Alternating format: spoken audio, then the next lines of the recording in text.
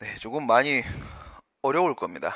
예, 일부러 이러고 있는 거니까 조금만 참읍시다. 조금만 참으시고, 아, 이것만 참으면 돼요. 진도벨 모의고사만. 이것만 참으시면 됩니다. 한 번은 거쳐야 될 일입니다.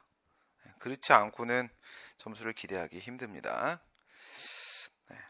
기본 강의에서 이러고 있을 수는 없고, 뭐 하프 모의고사는 빠른 속도로 문제 확 스킵하고 넘어가는 거기서 이러고 있을 수도 없고, 마지막 시험 직전 동형 모의고사에서 이러고 있으면 난리 나고, 한번 힘들게 한번 가야 되는 시간은 이거밖에 없습니다, 우리한테. 그래서 조금 어려울 수 있어도 기출입니다.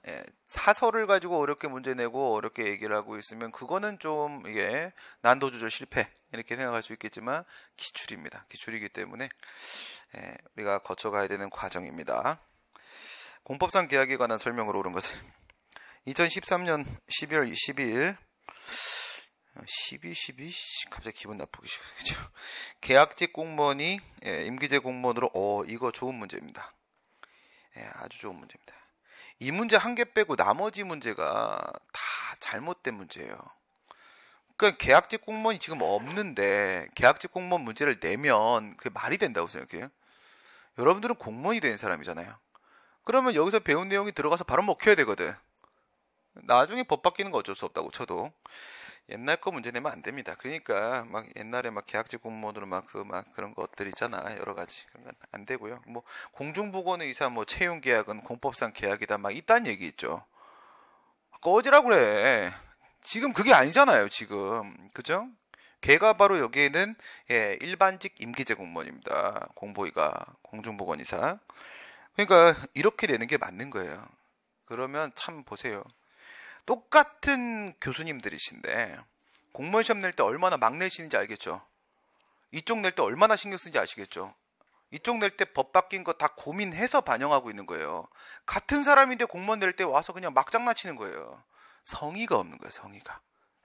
근데 이 성의 없는 시험 더 이상 하지 말자고 했잖아, 인사혁신처가. 단순 지식 테스트, 그리고 이미 지나간 거 게임, 이런 거 하지 말자고 했기 때문에 이제는 그런 식으로 안 나온다고 봐야 돼요. 아직 뭐 18년도 문을 열진 않았지만 18년도 문을 열면 어떤 식으로 변할지 눈에 보이시게 할 겁니다. 이거는 일반직 공무원에 똑같이 처리하시는 거예요. 계약직 공무원, 옛날 계약직 공무원이 1특기 정별계고죠. 경력직 공무원하고 특수경력직 공무원이 이렇게 있었죠. 여기서 지금도 있고요. 지금도 있는데 여기가 바로 뭐였어요? 1특기 정별계고 1특기 정별 계고 이렇게 된 겁니다. 1특기 하나의 특기는 있어야 되는 겁니다. 그래서 기간별로 어떻게 해요? 하나의 특기 가져오라고 계고를 계속 하는 거예요. 그게 공무원들 특기 하나씩 있어야 돼요. 그렇죠? 그래서 1특기 이건 일반직 공무원이죠. 이거 특정직 공무원이죠. 이거는 기능직 공무원이고 이거는 정무직 공무원이죠. 이건 별정직 공무원이고 이거는 계약직 공무원이고 이거는 고용직 공무원이고 제일 먼저 사라진 친구는 고용직 공무원이에요. 그리고 다 사라졌죠. 다 사라지고 얘네들 죽었죠. 밑에 있는 아이들. 이거 죽고 지금은 공무원의 종류가 4개입니다. 4개. 4개. 1특정별. 이거 1특정별. 그래서 옛날에 이 계약직 공무원 여기로 올라간 거예요. 여기로 올라갔는데 이 계약을 하면 계약 기간이 있을 거 아니겠습니까? 계약 기간이 있으니까 일반직으로 넣으면서 괄호 열고 임기제 이렇게 들어간 거예요. 괄호 열고 임기제. 그럼 지금은 뭐로 처리해야 돼요? 일반직 공무원과 똑같이 취급하는 거예요. 얘네들한테 하는 거 처분입니다. 처분.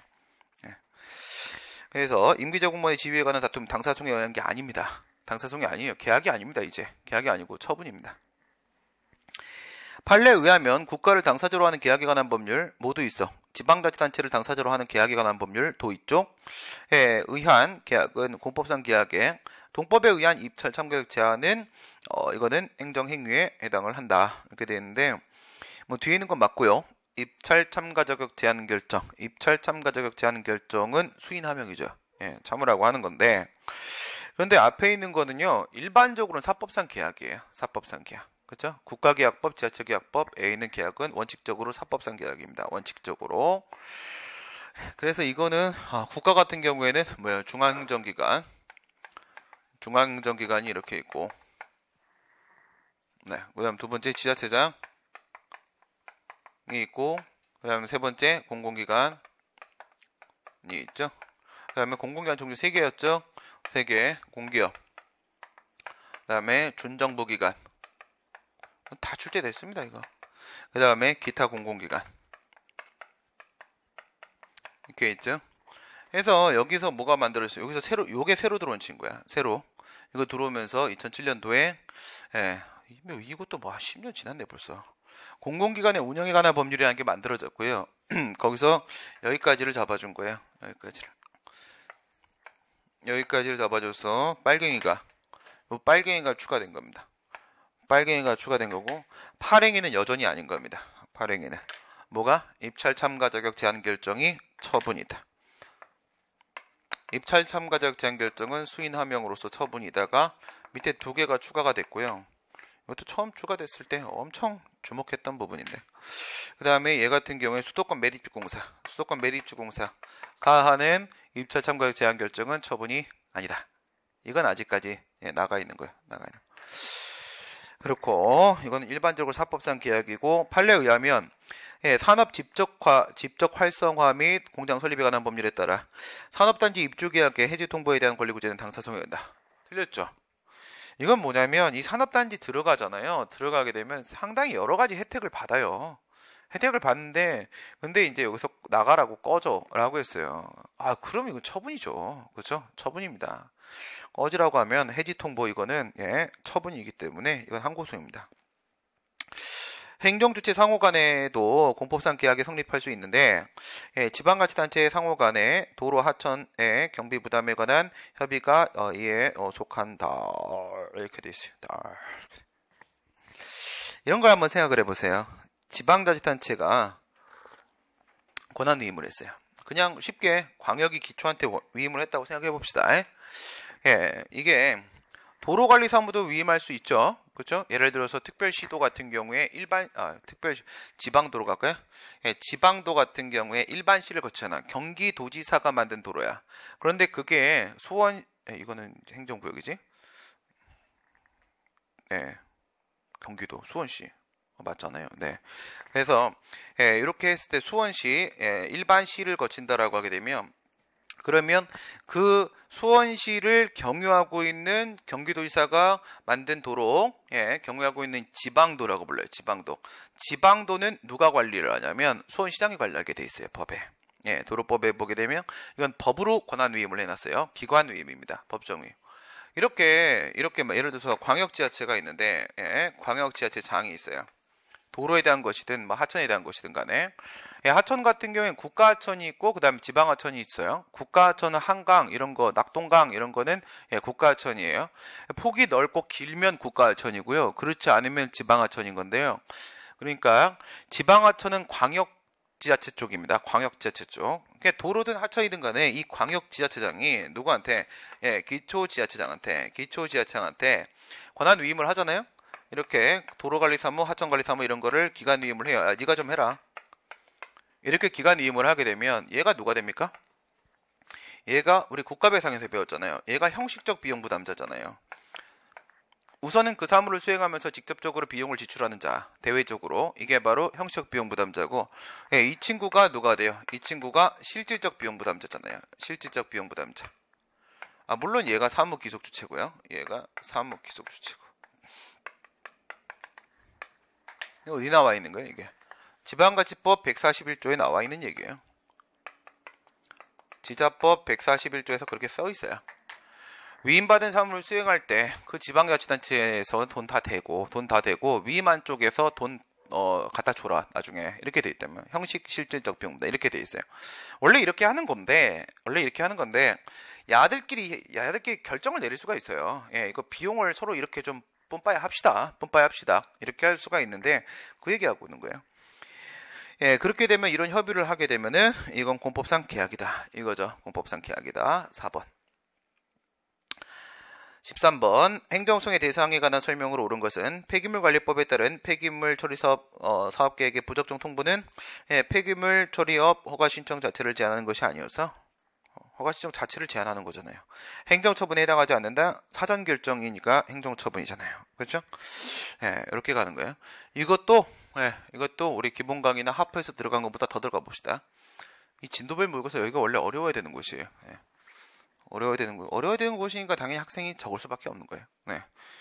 여기가 많으면 그러면 정말 다 공부 잘하는 거지.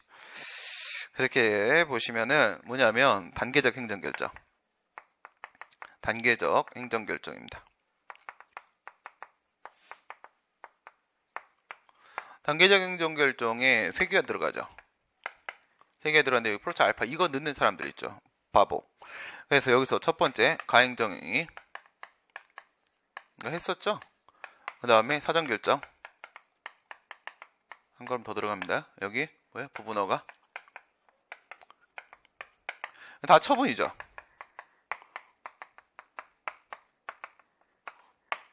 얘는 유보적 임시조치 이렇게 기억하라고 말씀드렸어요. 유보적 임시조치.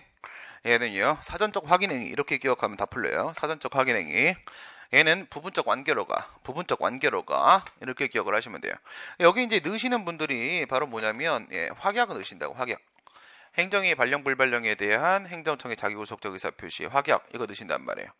거기서 판례는 이거 확약 처분 아니라고 하죠. 예를 든 게 뭐예요? 우선순위 결정. 어업면허, 어업허가도 돼요, 이거. 어업허가도. 그래서 어업면허, 어업허가 뭐 이런 거 있어. 우선순위 결정, 1순위자, 2순위자, 선순위자, 후순위자 이거 정하는 거는 이건 단순한 약속에 불과한 것이고 확약에 불과한 것이고 그 약속한 행위가 나와야만 권리의무에 영향을 미치는 것이다. 이거 자체만 갖고는 처분 아니다. 이렇게 얘기했죠? 한 걸음 더 들어갑니다.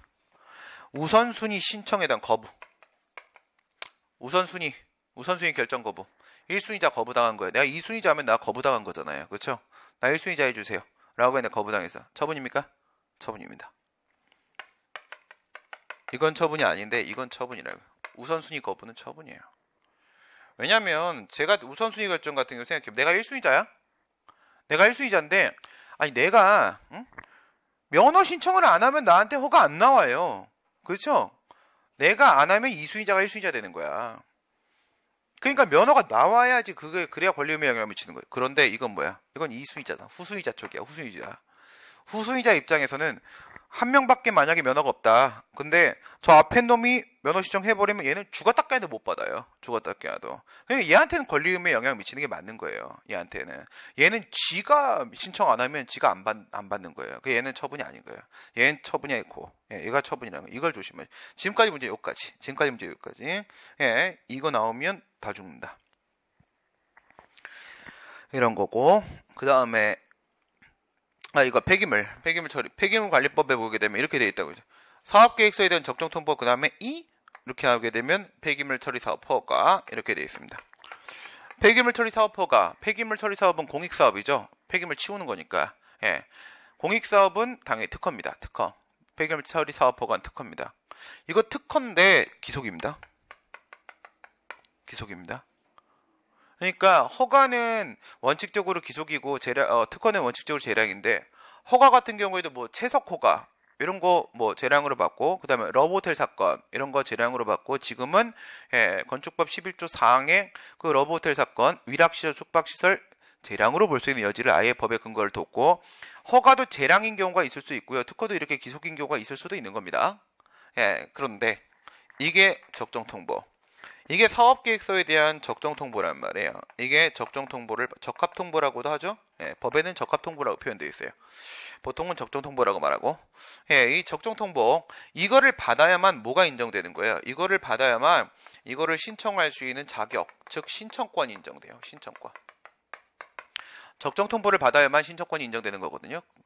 그리고 나서 이 2번이 뭐냐면 여기에 들어가 있는 그 시설 있죠. 사업계획에 내가 집어넣은 시설 그거 갖추면 기속행위.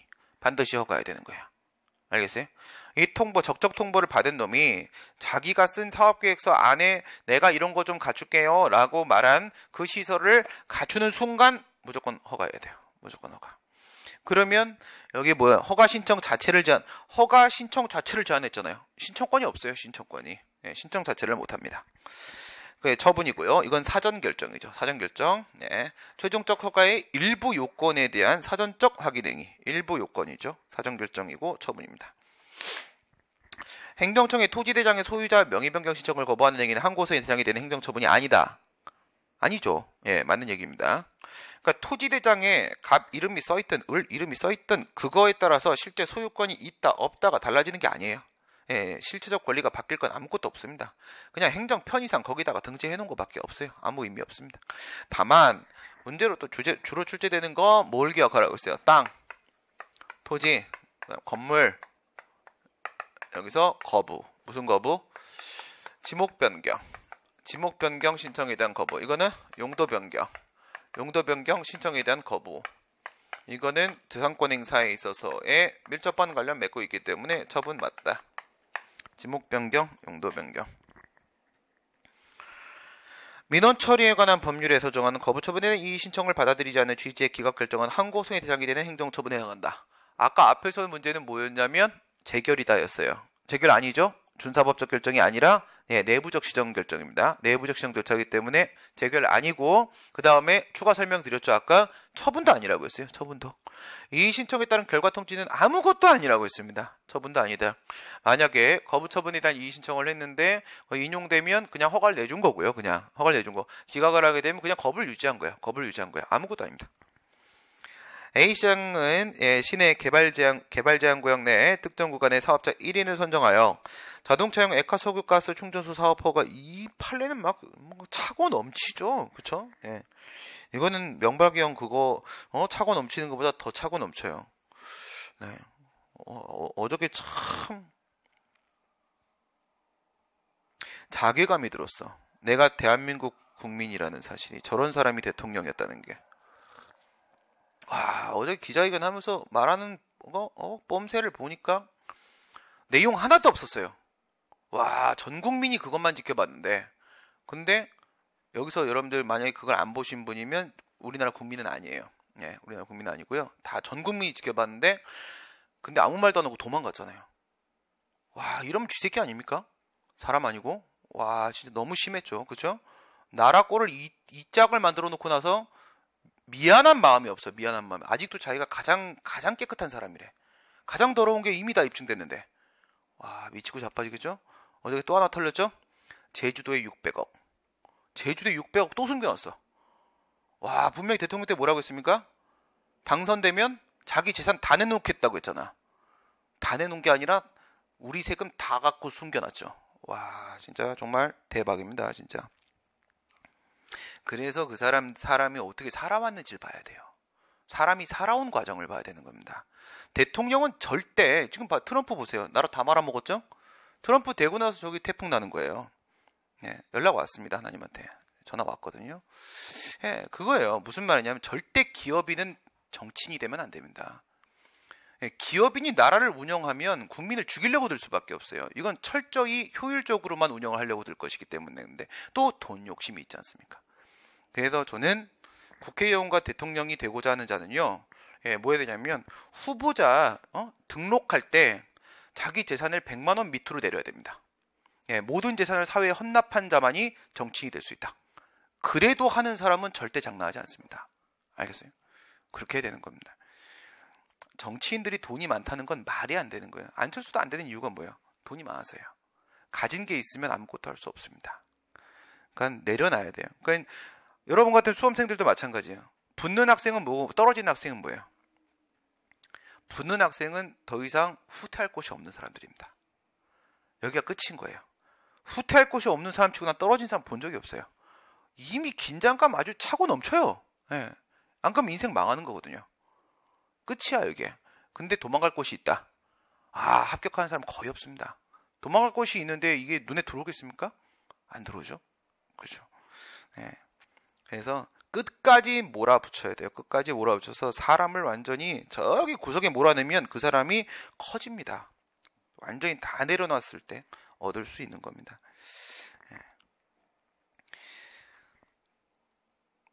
이런 거를 생각을 한번 해보세요. 제가 이렇게 막 수업 시간에 이렇게 막 얘기하죠. 근데 이거 안 나올 것 같죠? 다 나옵니다. 이미 나온 것들이고 다 나옵니다. 길거리에다가 우리가 이렇게 막 여기다가 있잖아요. 가져가라고 만약에 한라봉을 놔뒀다고 생각해보세요. 한라봉. 네, 제일 좋아하는 거거든. 한라봉을 마음껏 가져가세요. 한 번의 기회만 드립니다. 라고 했을 때 어떤 사람은 한 개, 두 개를 가져가고 어떤 사람은 뭘 가져가겠어요? 거기 있는 걸 다 가져갈 겁니다. 어떤 바구니를 준비해 왔는가, 그리고 얼마나 바구니를 비워 놓았는가의 차이인 거예요. 요만한 바구니 가져온 사람은 한두 개밖에 못 가져가는 겁니다. 그렇죠? 큰 바구니를 가져왔는데 그걸 또 다 비워서 가져오신 분 같은 경우에는 거기에 있는 한라봉을 다 가져갈 수 있는 겁니다. 이건 주는 사람도 중요하지만 받는 사람의 자세가 더 중요한 거예요. 그 자세가 안 된 사람은 절대 원하는 걸 얻을 수가 없습니다. 그게 얻어지면 그게 바로 뭐예요? 우리가 말하는 조리법에 위반되는 부조리입니다. 예. 정상적으로 모든 걸 내려놓고 최선을 다한 사람은 성과를 얻지 못하고, 이거저거 다 얻으려고 하는 사람, 양다리, 삼다리 거치는 사람들이 얻어간다면 그럼 이건 정상적인 사회가 아닌 거예요. 수험은 철저히 이거는 참 정의로운 것이고 참 평등한 것입니다.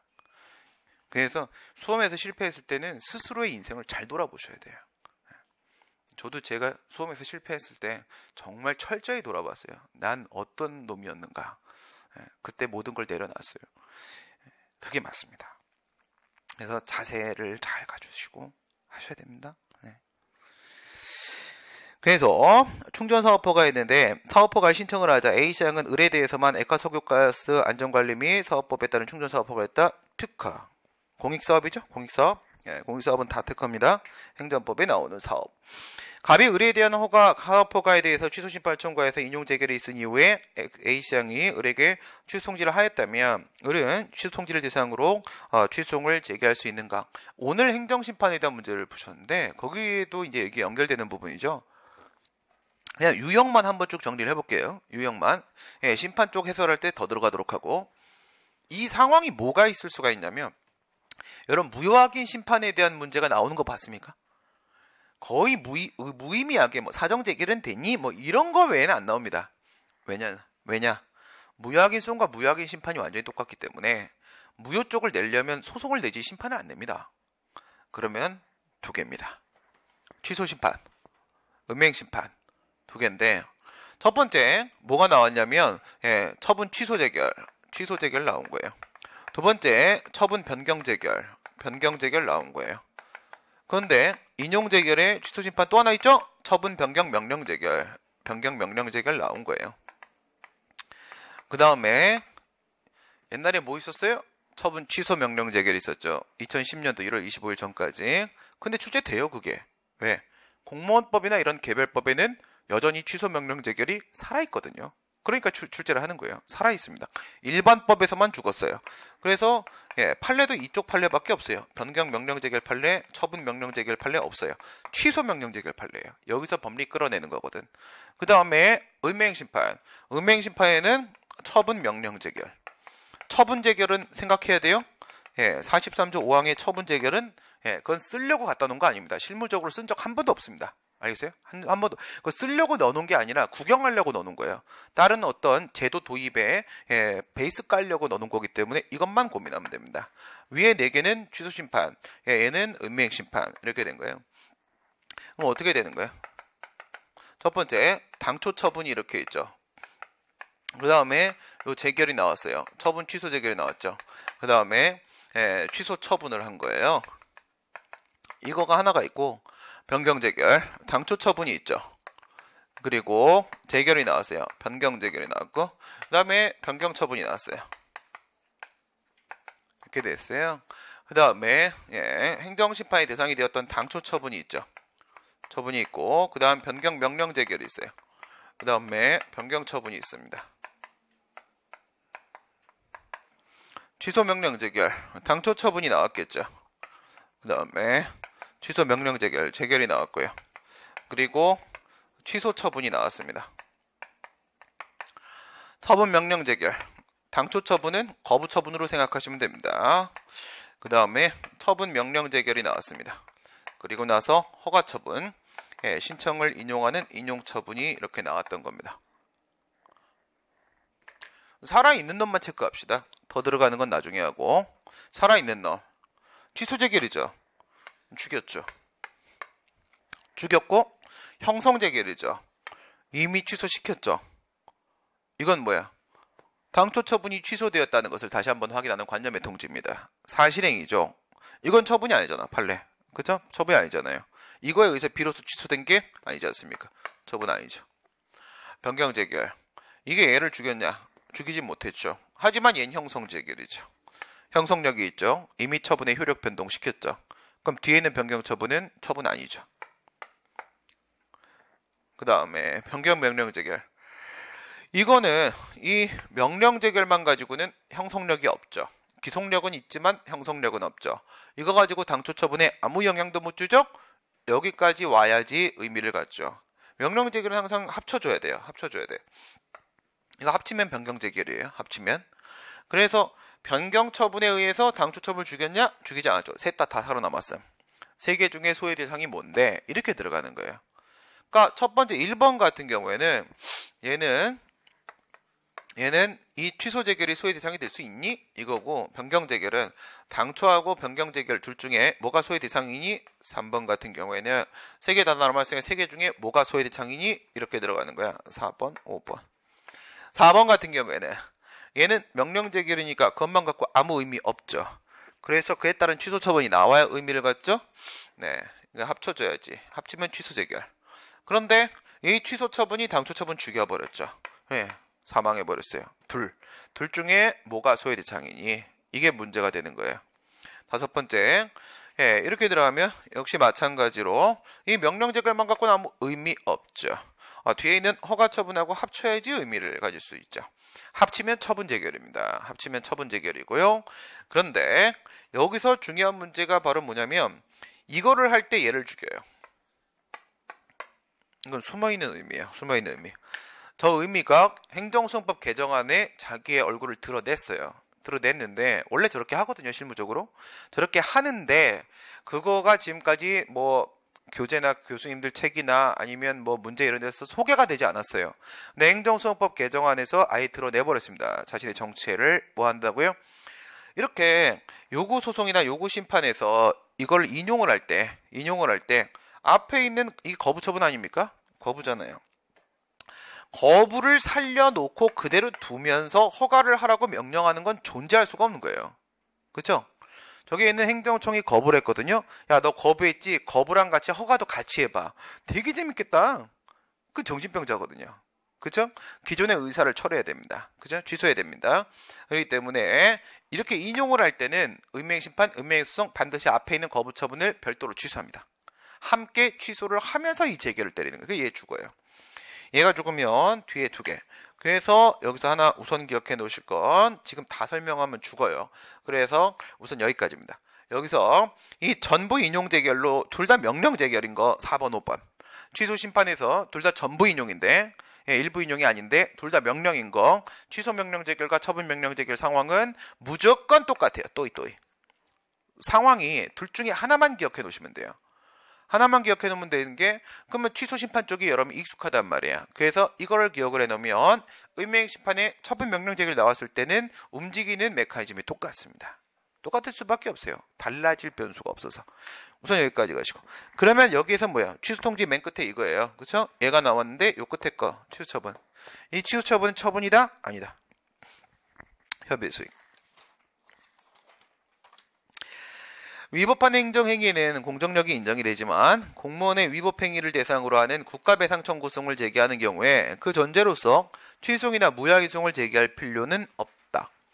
이게 사실 평면적으로 생각하게 되면 얘가 하고 말하고자 하는 의미는 뭡니까?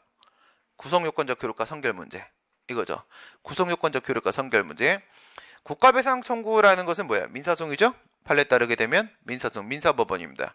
근데 여기서 선결 문제는 뭐가 됩니까? 효력심사입니까? 위법심사입니까? 위법심사만 하면 되죠. 효력심사까지 필요한 건 아니죠. 그런데 공정력, 구성요건적 효력은 유효성 추정의 힘입니까? 적법성 추정의 힘입니까? 이건 유효성 추정의 힘이죠. 그러니까 적법과 위법의 판단에는 구성요건적 효력이 아무런 터치를 가하지 않습니다. 그러니까 효력이 있냐 없냐 부분에 대해서만 구성요건적 효력이 작동하기 시작을 하는 거라고 했죠. 그렇다면 이 위법심사 부분에 있어서는 구성요건적 효력은 아무 의미를 못 가져요. 예, 그러니까 앞에서 전소로서 취소이나 무효행송을 따로 제기할 것 없이 바로 다이렉트로 국가배상으로 가도 민사법원은 충분히 판단해 줄 수 있다 이거잖아요. 거꾸로 돌려. 이걸 거꾸로 돌리는 문제들이 또 있죠. 거꾸로 돌리게 되면 뭐냐면 국가배상 청구를 제기하기 위해서 취소이나 무효행송의 제기가 필요하다. 그러면 이 취소이나 무효행위 소송에서 만약에 영업정지에 대한 소송을 제기했어요. 근데 정지기간이 지났어요. 근데 가중요건이 없어요. 아니면 가중요건은 있는데 그런데 추가 요건에 걸려서 장래 위험이 소멸했어요. 완전 각하 상황이에요. 완전 각하 상황인데 뒤에서 국가배상 청구를 제기할 걸 고려해가지고 소액을 인정하는 거 가능합니까? 불가능하죠. 아까 뭐라고 했어요? 부수되는 이익이 인정되려면 비로소가 인정돼야 된다. 비로소. 그러니까 취소 판결이 나와야만 비로소 국가배상이 가능하다면 현재 취소송 자체의 협의 수익이 흠결된 상황이라고 할지라도 그 국가배상을 고려했을 때 부수되는 이익이 인정돼서 소액이 인정될 수도 있는 거죠. 그런데 비로소 가능한 게 아니란 말이에요. 국가배상이 혼자서도 가능하다. 혼자서도 가능하니까 협의의 소익은 결국 소멸해버리는 겁니다. 이걸 거꾸로 돌리면 지금 이 문제 자체로만 보면은 구성요건적 효력과 성결 문제 논의로 보여요. 국가배상 문제로 보여요. 그런데 돌리면 협의의 소익입니다. 돌리면 그렇게 문제를 출제하기도 합니다.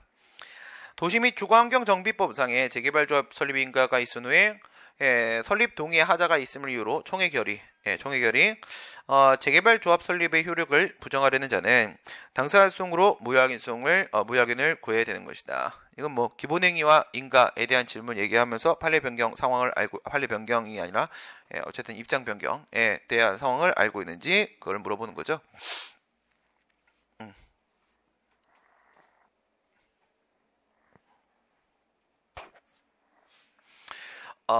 이렇게 가시게 되면 여기서 총회 결의가 있어요. 그 다음에 설립인가가 있어요.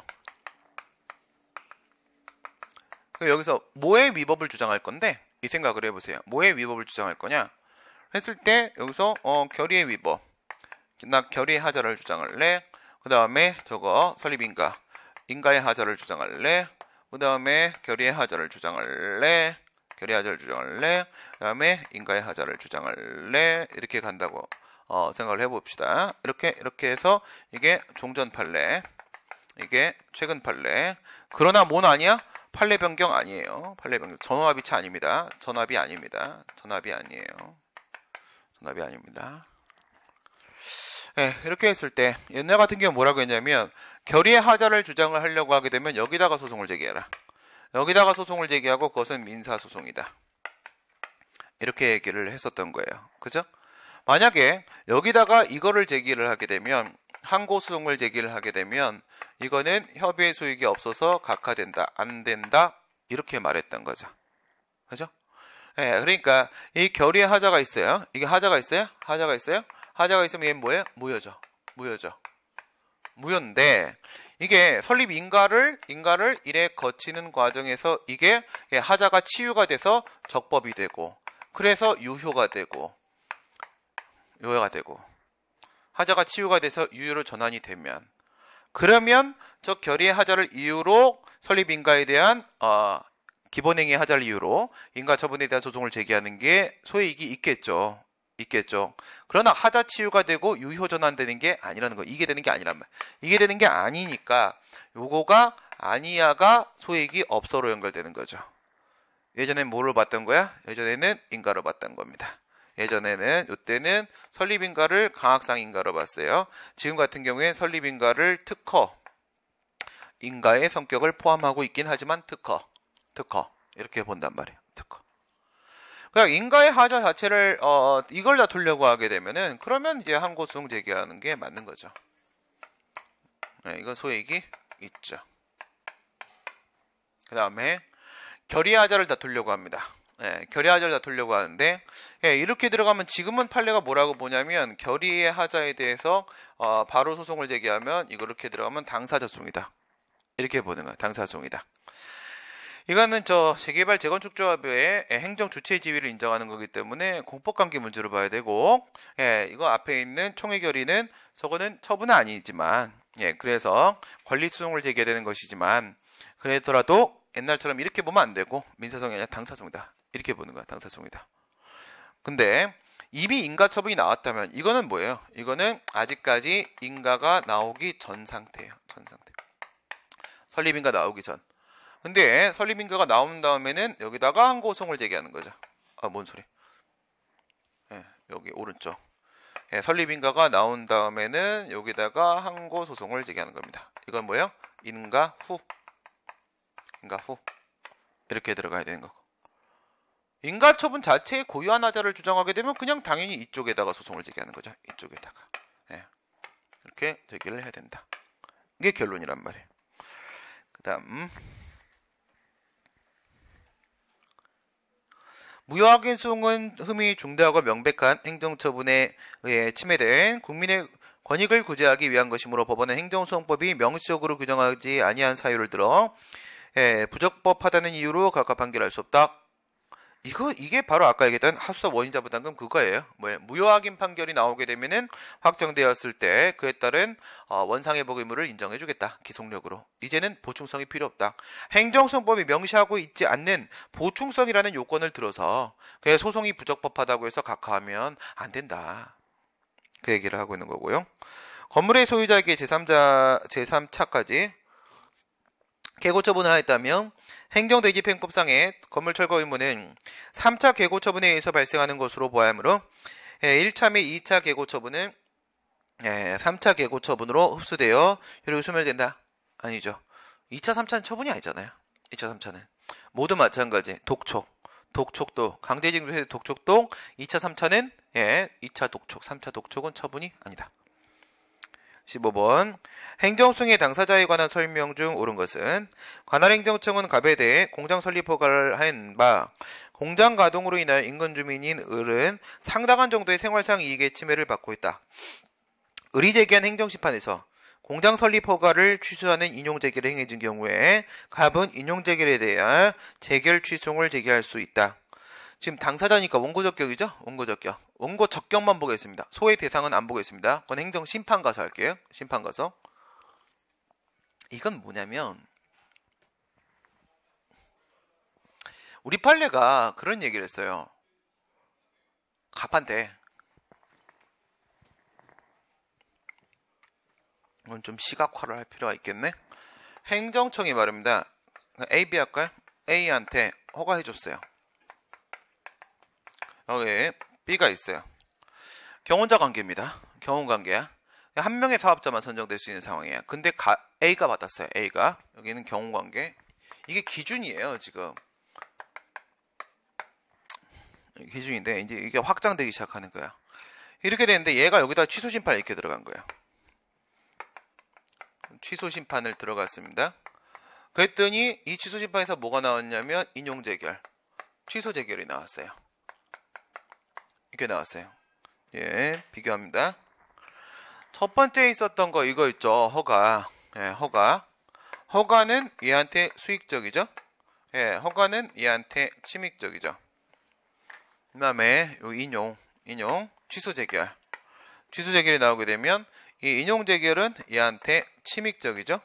그 다음에 인용 재결은 얘한테 수익적이죠. 왜 그러지? 심판은 얘하고 싸운 거예요. 이렇게 싸운 거죠. 청구인, 피청구인 이렇게 싸운 거야. 피청구인 이렇게 되는 건데 여기서 형성력이 인정되지 않습니까? 형성효 플러스 소급효. 허가처분은 처음부터 없었던 걸로 만들어버렸죠. 그런데 행정심판법 48조 4항 대세요. 큰 힘이죠. 큰 힘 이렇게 해가지고 이 형성력 넓혔죠. 형성력을 넓히니까 얘한테까지도 이 인용재결의 형성력이 미치죠. 이제 얘한테도 허가처분은 없는 거죠. 청구인하고 피청구인에게만 허가처분의 효력이 없는 게 아니라 대세효 때문에 얘한테도 없는 거죠. 그래서 쟤한테 침익적인 효과가 발생한단 말이에요. 그죠? 그럼 여기서 이제 이 A가 여기다가 소송을 제기를 하겠죠. 이렇게 취소 소송을 이렇게 들어간단 말이에요. 이렇게 들어가면 여기서 심판 들어간 거 이 친구 너 누구냐? 야, 너 누구야? 나는 제3자야. 제3자 심판이죠. 제3자 심판. 처분의 상대방은 A, 처분의 제3자가 B, B가 제기했으니까 제3자 심판이야. 그 다음에 소송. 넌 누구냐? 난 제3자야. 난 제3자야. 제3자 소송. 재결의 상대방은 B, 재결의 제3자는 A. 그럼 여기서 무슨 구도가 생기냐면 처분의 상대방은 재결의 제3자다. 이 구도가 생겨요. 처분의 상대방은 재결의 제3자다. 걔가 불복한다. 여기서 판례가 그런 거예요. 재결의 당사자가 아니라고 할지라도 이랬을 때 취소 재결, 인용 재결에 대해서 당연히 원고 적격을 간다라고 판시했어요. 당연히 원고 적결 간다는 저 상황이에요. 아세요? 경험관계. 저 상황입니다. 뭐라고요? 제3자 심판의 제3자 소송 게임이요. 제3자 심판의 제3자 소송 게임입니다.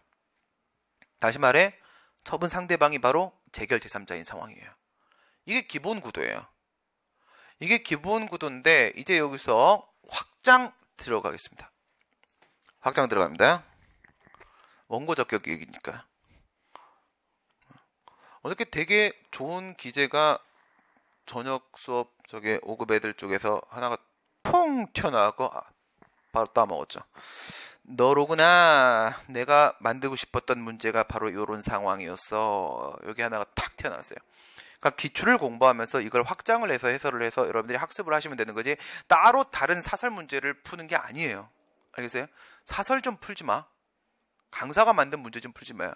난 절대 여기를 떠날 때 우선 지금 패스원이랑 7년 계약을 했기 때문에 우선 50이 넘어야 전 나가요. 예. 떠날 때 그리고 뭐 딴 회사를 가든 여기서 계속 있든 예, 제가 더 이상 아파서 강의를 못할 때까지 절대 문제 안 만들 거예요. 예. 위험합니다. 주관식 문제는 제가 엄청 만들어 놨거든요. 절대 객관식 문제 안 만듭니다. 기출이 다 있고 예. 그러면 충분하고 그것을 확장해서 공부를 해야 여러분들이 머릿속에 남는 거지. 이걸 사설은 사설, 기출은 기출, 자꾸 사설 만들잖아요. 학생들 눈이 글로 간다. 알겠어요? 글로 가면은 공부를 못해요. 예, 점수 안 나온 학생들의 특징이에요. 사설 갖고 돌아다니는 애들. 기출이 끝나고 가야 되는데 절대 기출을 다 푼 데 있어서 합격할 때까지 다 못 풀어요. 기출 학습 안 된 상태에서 딴 문제 풀고 앉아있다? 그건 기본이 안 돼 있는 거야. 기본이. 교수님들이 어디를 바라보고 있는지를 보시란 말이에요. 여기를 바라보고 있는데 저기 문제를 왜 풉니까? 확장. 행정청이요. 요번에는 무슨 관계냐면 경쟁관계예요. 경쟁관계. 행정청이 말입니다. 여기 행정청이 여기 B야. B한테 과징금부가 있어요. 야 죽어봐 이렇게 했어요. 근데 여기에 경쟁업자 A가 있어요. 좋다고 막 얼레리 이러고 있겠죠. 죽어봐라 막 이러고 있어요. 근데 얘가 가만히 있겠어요? 바보 아닌데 취소심판 들어갔죠. 행정심판 들어갔어요. 근데 뭐 나왔어? 인용재결 나왔어요. 미안해. 잘못 매긴 것 같다. 과징금을 너한테. 이렇게 됐어요. 그랬더니 이노마가 뭘 하냐면 이 인용재결에 대한 취소송을 제기해요. 원고적격 인정됩니까? 안 됩니까? 제정신 아니죠 이거. 그쵸? 얘가 맞으면 지가 행복했는데 이제 안 맞게 되니까 자기가 불행하다는 거야. 불행하면 가서 술이나 드시라고요. 그쵸? 얘가 과징금을 더 이상 안 내도 되게 된 것이 이 친구의 어떤 법률상 이익을 침해했습니까? 정말 아무 관계 없잖아요 이건. 그죠? 생뚱맞죠? 판례가 있어요. 제정신이 사람입니까? 이게? 그 다음에 마지막 한 개 더. 경업관계. 요게 아주 특이해요. 요게 뭐가 특이한 거냐면 경업관계는 경업관계인데 이게 또 경원관계예요. 네, 경원이 포함되어 있는 경업관계거든요. 그러니까 여기도 이제 뭐 예를 들어서 하나의 노선에서 버스 2개 이렇게 생각을 해보세요. 하나의 노선에서 또는 하나의 사업구역 안에서 버스 2개, 회사 2개 이렇게 들어갔을 때 여기 A가 있어요. B가 있어요. 이노마가 기존업자입니다. 얘가 신규업자예요. 얘가 겁나게 영세해요. 혼자 있었기 때문에 그동안 살아남은 거예요. 얘는요. 얘는 대규모. 돈 많아. 장난 아니야. 능력도 막 직원 전문성 오씨 막. 패션 직원들이 상당히 전문성이 뛰어나요. 이 회사가 왜 이렇게 잘 안 되고 있는지 이해가 안 될 정도로 뛰어나요. 지금 제가 거의 뭐 여기 이렇게 수업 있을 때 오전 수업 있거나 뭐 아니면 오후 수업 있을 때 이런 거 빼고 나서 그냥 중간에 한 3-4시간 비는 날이 일주일에 한 2-3번 정도 있거든요. 일요일까지 저는 하루도 쉬지 않고 지금 7개 강의의 종류를 돌리고 있는 중인데 살짝 3-4시간 빌 때가 있어요. 그럴 때마다 회의를 해요. 여기 이제 임원이나 원장급들하고 회의를 하는데 와 일반 직원들도 오시죠. 오셔서 이제 여러 가지 회의를 하는데 전문성이 대박이야. 이걸 보면서 가능성을 봤어. 수도 없는 학원에서 강의를 해봤지만 그들의 그 아마추어 정신과 이쪽은 뭔가 다르다.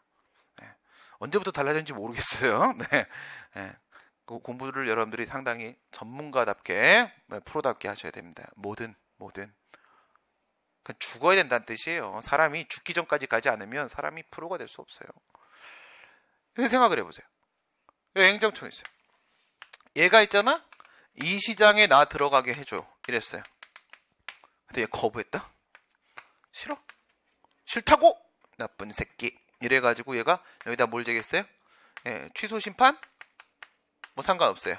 의무행 심판 뭐 상관없습니다. 이거 모든 상황 경우에서 한 60몇 개 나오는데 다 분석해줬거든 어제. 상관없습니다. 어떻게 돼도 상관없어요. 이렇게 갔어요. 이게 인용됐어요.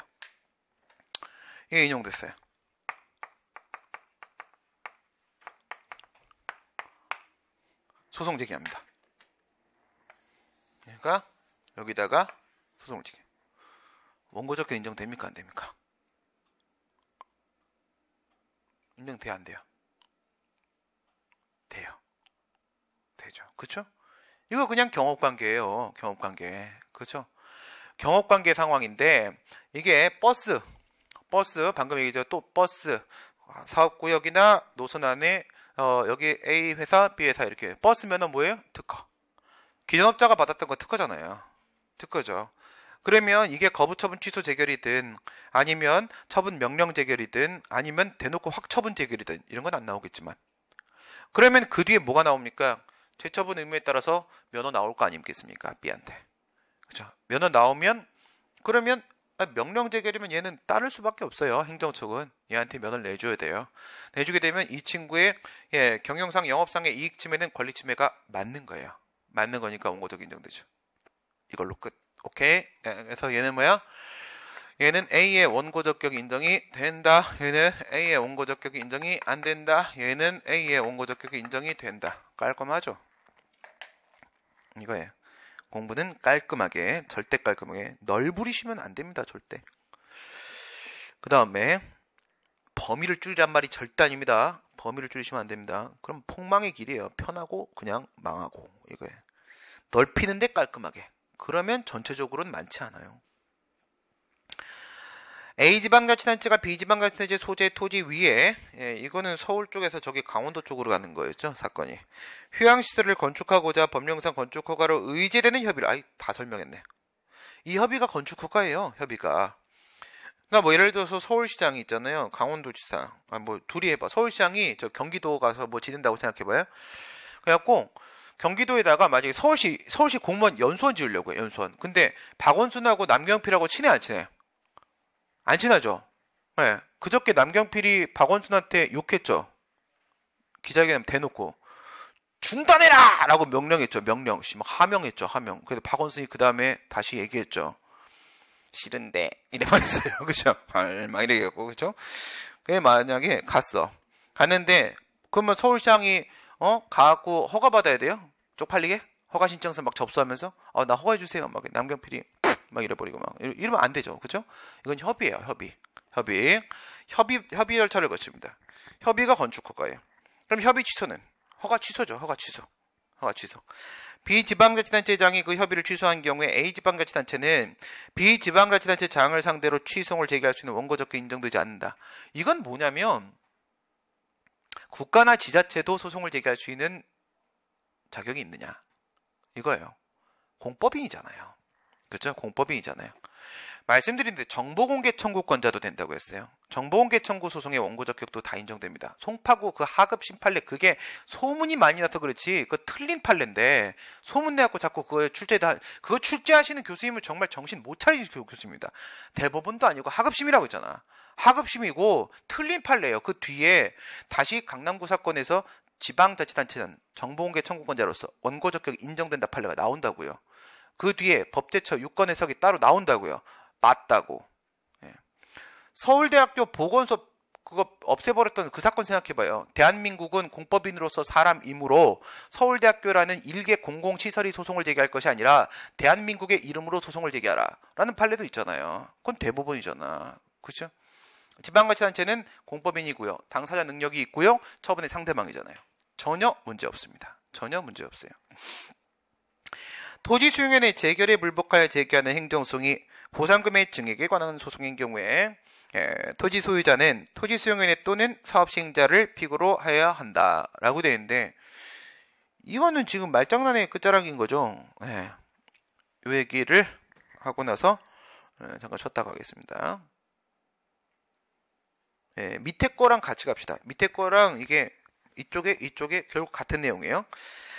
남해군수는 2009년도 10월 26일 골프장 및 리조트 건설을 목적으로 하는 A 컨트리 클럽 고급 골프장 조성 사업을 위하여 주식회사 B를 남해 지역 균형 개발 및 지방 중소기업 육성에 관한 뭐 이런 법률이 진짜 많아요. 이걸 다 알 수가 없어요. 그러니까 민간 기업이 도시 개발하는 법이 진짜 많아요. 의 개발 촉진 지구에서 시행되는 지역 개발 사업의 시행자로 지정고시 이거 있잖아요. 개별법에서 사업 시행자 지정을 한다라거나 아니면 사업 계획을 승인한다라거나 그렇게 돼 있으면은 이거 보통 의제 규정에 따라 붙어요. 그냥 이런 건 몰라도 바로 알아요. 뭐냐면 사업 인정이에요. 사업 인정. 토지보상법 제20조의 사업 인정 특허 아닙니까? 그죠? 특허죠. 그거로 준용 규정이 있어요. 이걸 의제 규정이 있어요. 이걸로 의제한다. 그러니까 여러분 이렇게 간단히 생각하시면 된다고요. 사업자 지정 무조건 특허. 사업자 지정 다 특허. 절대 못 빠져나가요. 실시 계획을 승인 고시했다. 주식회사 B는 개발사업구역에 편입된 갑 소유 토지에 관해서 갑과 협의를 하였으나 그러면 이건 뭐야? 토지보상법 1번법으로 치게 되면 이렇게 되면 사업 인정 후 상황이잖아요. 이러면 16조가 아니라 26조 협의예요. 26조 협의. 사업 인정 후 협의 취득. 26조에 협의를 했는데 불성립. 협의의 불성립이 되었다. 이게 바로 뭐냐? 수용재결 신청의 요건이죠. 협의 불성립이 이루어지지 않았으면은 그러면 신청권이 없어요. 사업 시행자라도 토지 수용인한테 수용재결 신청할 신청권이 없습니다. 바로 각하결정 거부당합니다. 불성립 됐구나. 그래서 경상남도 경남 토소위의 위 토지에 대한 수용재결 신청을 해서 수용재결이 나왔는데 갑이 보상금 증액 청구를 하고자 하는 경우에 주식회사 B와 경상남도 토소위를 공동 피고를 된다. 이건 이래 봐도 저래 봐도 틀린 문제죠. 이걸로 정리하세요. 5분 안에 정리하고 휴식 시간을 갖겠습니다. 네.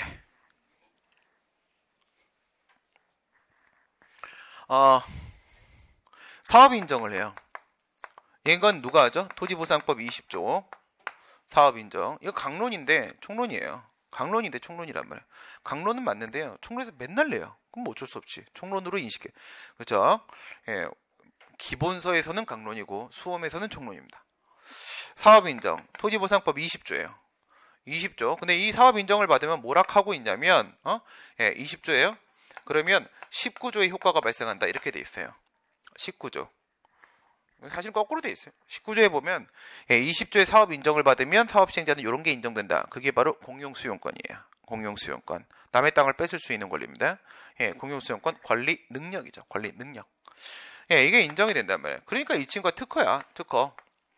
권리 능력 설정. 특허가 되는 거죠. 하게 되면은 첫 번째 사업 시행자한테는 뭐가 인정된다? 권리 능력. 남의 것 뺏을 수 있는 공용수용권이 인정이 되고 그 다음에 두 번째 토지 소유자 등한테는 뭐가 부과되는 거예요? 토지 보전 의무. 토지 보전 의무가 부과됩니다. 그 위에다 막 공작물 설치 이런 거 못해요. 그냥 지켜봐야 되는 겁니다. 예, 아무것도 못합니다 이제. 이렇게 했어요. 근데 이게 이루어지기 전에는 뭐가 할 수가 있냐면, 요건 20조 뭐가 할 수 있냐면 협의 취득을 할 수 있어요. 협의 16조.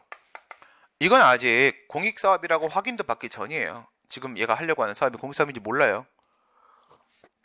그냥 지가 사업하고 싶어가지고, 예? 또는 뭐 선행학습 차원에서 가서 이제 지역 주민들 만나갖고 저한테 파실래요? 이거 하는 거야. 파실래요? 안 팔 마시고요. 나중에 뺏어야지. 막 이렇게 하고 있는 거지, 몸에. 그 다음 들어가는 게 조서 작성이에요. 토지조서, 물건조서 작성. 조서를 작성해요. 26조. 나중에 싸움 분명히 발생하거든. 싸움 발생하면 이걸 기준으로 해결을 하려고, 예, 진실한 것으로 추정합니다. 서로 여기다가 날인합니다. 서로. 사업시행자하고 토지 소유자하고.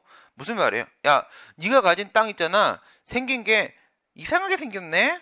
그 위에 비닐하우스 3개통 있네? 이런 거 있잖아요. 그거 다 적어놔. 다 적어. 토지조서, 물건조서 다 적어놓은 다음에 서로 사인. 진짜지? 서로? 오케이, 인정. 이렇게 하는 거예요. 그 다음에 협의를 해요. 협의. 이것도 26조예요. 앞에 협의, 뒤에 협의. 이렇게 되는 거죠. 그러니까 이렇게 보게 되면 여기서부터 공용 수용 절차예요. 여기서부터 공익사업입니다. 여기서부터 공익사업이야. 여기서는 공익사업이 아니에요. 얘가 지금 하려고 한 사업이. 여기서부터는 이제 공익사업 아예 인정을 받은 겁니다. 인정을 받았어요. 그러니까 앞에 관계는 사법관계 문제예요. 사법관계 문제고, 여기서부터는 공법관계 문제입니다. 공법관계. 여기서부터 시작하는 게 공용 수용 절차란 말이에요. 그래서 학자들은 이걸 뭐라 봐요? 이거를 공법상 계약이라고 보죠. 앞에 있는 건 사법계약, 뒤에 있는 건 공법계약 이렇게 본단 말이에요. 그죠? 예, 학설은 이거를 사법상 계약 이렇게 본다고. 사법계약. 그 다음에 여기를, 예, 학설은 이거를, 예, 공법상 계약, 공법계약 이렇게 본다고. 공법관계 들어왔으니까. 하지만 판례는 뭐라고 보고 있어요? 예, 이건 물론 이거니와, 예, 이것까지도 거죠. 이것까지도 마찬가지로, 예, 사법상 계약 이렇게 가고 있단 말이에요. 예, 요걸 기억해놔야 돼. 요거. 그리고 나서 이 협의가 성립이 되냐 안 되냐 해서 성립이 되면 끝. 여기서 공용수용 절차 끝. 성립이 안 되면 이제, 예, 여기서 신청권 인정받아가지고 수용재결 신청을 들어가는 거예요. 28조의 신청. 수용재결 신청. 이건 누가요? 사업시행자가. 사업시행자만 할 수 있어요. 법률관계 쪽에서. 근데 이걸 뭘 할 수 있냐면 토지 소유자가 얘한테 이 수용재결을 신청해달라고 신청 청구할 수 있어요. 신청 청구. 그럼 반드시 따라야 돼요. 사업시행자는. 그리고 여기 신청 청구 이거를 만약에 거부하면 이 거부는 처분이에요. 다툴 수 있어요. 뭐 어쨌든. 그래서 사업시행자가 수용재결 신청을 해갖고 여기서 이제 수용재결이 나와요. 수용재결이 나오죠? 이건 34조. 34조의 수용재결. 근데 이제 50조에 보게 되면 그 내용이 나와요. 여기에 내용은 2개가 있단 말이에요. 2개가 진짜 수용재결. 이게 기본이죠? 땅 뺏기. 그 다음에 땅 뺏는 내용 말고도 플러스 뭐가 있냐면 돈 주기, 보상재결. 이게 인정이 되죠. 이거는 공용수용권 토지보전 의무 이렇게 들어가는 거라고 하게 되면 이 수용재결 같은 경우에는요, 사업시행자한테는요, 소유권 이전, 소유권 취득하죠. 땅에 대한. 그 다음 2번째, 토지 소유자 같은 경우에는요, 보상청구권. 돈 내놔 라고 할 수가 있고, 예, 또는이에요. 선택적으로. 또는 환매권. 나중에 토지가 방치되거나 불필요하게 됐을 때는 91조에 따라서 다시 팔래? 내놓으라고 이렇게 요구할 수 있는 환매권 인정돼요. 그럼 이제 여기에 대해서 불복을 해서 들어간단 말이에요. 아예 뺏지 마 이렇게 다툴 때가 있고, 아, 가져가는 건 좋아. 돈 좀 잘 줘. 이렇게 간단 말이에요. 여기서 이제 행정심판 이의신청이죠. 이의신청. 그 다음에 행정소송, 심판소송 이렇게 했단 말이에요. 여기서 행정심판을 청구를 합니다. 그 다음에 행정소송을 갑니다. 이렇게 하죠. 이거는 똑같아요. 이쪽에 불복이든 이쪽에 불복이든 간에 이거는 둘 다 이의신청이고요. 83조 이의신청이고, 이거 둘 다 뭐예요? 항고심판이에요. 항고 심판이고, 그 다음에 84조 요기에 따라서 이제 이의제결 나오는 거야. 이의제결. 이게 행정심판의 제결이에요. 예, 소송으로 가면서 방식이 바뀌기 시작을 해요. 소송으로. 예, 가고 얘 같은 경우에는 뭐로 가는 거냐면 얘는 취송으로 가요. 얘는 취송으로 가고 얘 같은 경우에는 보상금 증액 청구 소송, 증감 청구 소송이죠. 예, 보상금 증액 청구 소송으로 1로 넘어간단 말이에요. 그러면 이쪽에 문제가 있어요. 이쪽에 있어서의 역사적 해석, 그 다음에 이쪽에 있어서의 역사적 해석 1번, 2번 특징을 기억해야 돼요. 근데 어느 쪽이 더 큰 거냐면 이쪽이 더 커요. 이쪽에서 변한 게 더 많아요. 변한 게. 이걸 기억하고 그 내용 중에 일부가 이쪽의 질문 내용이야. 이쪽의 논점이란 말. 그게 바로 필재필 격일증이에요. 필재필 격일증. 어때요? 복잡하죠? 예. 다 출제된 거예요. 전부 다. 복잡하죠? 복잡하니까 어떻게 해야 돼요? 예. 반드시, 그리고 다시 반드시. 최소한 격일로는 내가 이 내용을 기억하고 있는지 스스로 증명해 보셔야 돼요. 필재필 격일증. 여기서부터 시작해요. 여기서부터. 보상금 증감 청구 소송이라는 게 구토지수용법 하에서는 예, 필요적 공동소송이었어요. 증액 청구 소송을 제기하게 되면 토지 소유자가 제기하면 피고는 사업시행자와 예, 중토이라는 행정청이 포함되어 있고, 감액 청구 소송을 제기하게 되면 사업시행자가 소송을 제기하면 반대편에는 토지 소유자와 중토이, 행정청이 포함이 되어 있었어요. 그러니까 피고 쪽이 무조건 공동 피고로 꽂혀 있었고, 그러면 당사자가 3명 이상이에요. 그래서 이건 필요적인 공동소송이었는데 지금은 뭘로 바뀌었다? 지금은 형식적 당사성. 무슨 말이에요? 피고 쪽에서 행정청, 중토이가 빠져나갔어요. 그래서 서로 당사자끼리만 토지 소유자, 사업시행자 서로 소송을 제기해요. 증액감액. 그 다음에 구토지수용법 하에서는 재결주의였었습니다. 재결주의. 여기서 소송을 제기를 하든 아니면 여기서 보상금 증액 청구 소송을 제기하든 무조건 예, 여기서는 재결 취소송. 여기는 재결에 의한 보상금에 대한 불복. 재결주의. 재결에 대해서만 다툴 수가 있는 것이었어요. 그런데 지금은요, 원처분 중심주의. 원처분 중심주의로 바뀌었어요. 85조 1항에 재결에 대해서만 소송 제기하는 게 아니라 저 수용 재결에 대한 소송을 허용했어요. 60일 만에 갈 수 있다. 이렇게 다 해놨어. 그 다음에 옛날에는 필요주의. 재결주의는 필연적으로 필요주의죠. 필연적으로 필요주의죠. 재결에 대해서만 소송을 제기할 수 있다면 반드시 소송을 제기하기 전에 재결을 거치라는 말이죠. 지금은 임의주의. 소송의 성격. 이거는 예, 이게 보상금 증감 청구 소송이라는 게 과연 확인 소송인가? 아니면 이게 형성 소송인가? 에 대한 문제인데 확인 소송이다가 결론이에요. 확인 소송이다. 그 다음에 일반적으로 인정할 수 있겠는가? 뭘 가지고? 행정소송법 3조 이후에 있는 처분 등을 원인으로 하는 법률관계에 대한 당사소송 거기다 집어서 인정할 수 있겠느냐? 안 된다. 증명책임. 옛날에는 피고 쪽에 행정청이 있으니까 전부 다 행정청이 증액을 청구하든 감액을 청구하든 원래 금액이 정당하다는 걸 지가 다 입증을 해야 되는데 지금은 증액 청구면 토지 소유자, 감액 청구면 사업시행자가 입증해야 돼요. 예, 얘는 분배. 이렇게 되고 그 다음에 이 부분이에요. 재필형. 재필형은 여기에도 적용돼요. 재필형은 알겠어요? 재필형은 이쪽 논점이기도 하고 그 다음에 전체는 필재필 격일증은 예, 이쪽 논점이에요. 보상제기에 대한 불복. 이거면 다 풀려요. 끝. 이렇게 되는 겁니다. 여기까지 하시고 15분까지 했고요. 15분간 휴식하시고 12시 15분에 다시 시작하도록 하겠습니다.